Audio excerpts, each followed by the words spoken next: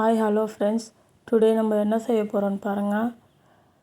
சுவையான மட்டன் பிரியாணி எங்கள் ஸ்டைலில் எப்படி செய்யுதுன்னு பார்க்கலாம் வாங்க.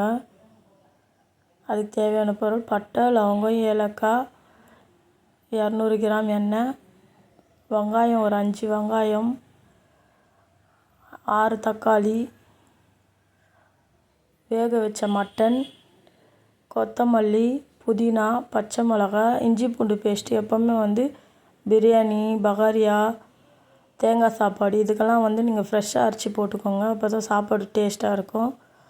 அரிசி கழுவி ஊற வச்சுருக்கோம். ஃபஸ்ட்டு எண்ணெய் ஊற்றிக்கோங்க. பட்டை, லவங்கம், ஏலக்காய் போட்டுக்கோங்க. அது நல்லா பொரிஞ்சோடனே வெங்காயம் போட்டுக்கோங்க. வெங்காயம் வதங்க உப்பு போட்டுக்கோங்க. நல்லா கிண்டிட்டு கொஞ்ச நேரம் மூடி வச்சுருங்க. நல்லா வதங்கட்டும். அதுக்குள்ளே நம்ம சாப்பாடு அரை பதத்தில் வெடித்து வச்சிடலாம். சாப்பாடு வெடிச்சாச்சு. வெங்காயமும் வதங்கியாச்சு. தக்காளி போட்டுக்கோங்க. தக்காளி எப்போவுமே பிரியாணிக்கு ரவுண்டாக கட் பண்ணிக்கோங்க. ரொம்ப பொடிசாகவும் கட் பண்ணாதீங்க, கொஞ்சம் மோட்டாக கட் பண்ணிக்கோங்க. அப்போ தான் நல்லாயிருக்கும். மிளகாத்தூள் போட்டுக்கோங்க. போட்டுட்டு நல்லா மிக்ஸ் பண்ணிவிட்டு தயிர் ஊற்றிக்கோங்க.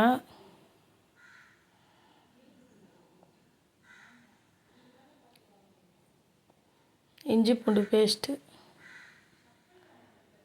பச்சை மிளகா இதெல்லாம் போட்டு எல்லாம் மிக்ஸ் பண்ணிக்கோங்க. கொத்தமல்லி போட்டுக்கோங்க. கொத்தமல்லியும் புதினாவும் போட்டுக்கோங்க. போட்டு எல்லாம் நல்லா மிக்ஸ் பண்ணிக்கோங்க.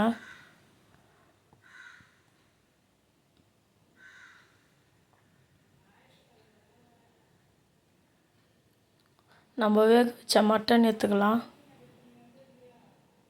மட்டன் ஆல்ரெடி வேக வச்சு வச்சுருந்தோம்.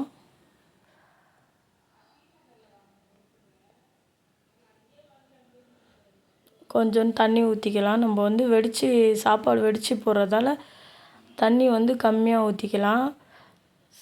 நம்ம அந்த சாப்பாடு பதத்துக்கு நம்ம பாதி பதத்தில் வெடித்து வச்ச சாப்பாடு போட்டுக்கலாம். லெமன் புழிஞ்சிக்கலாம்.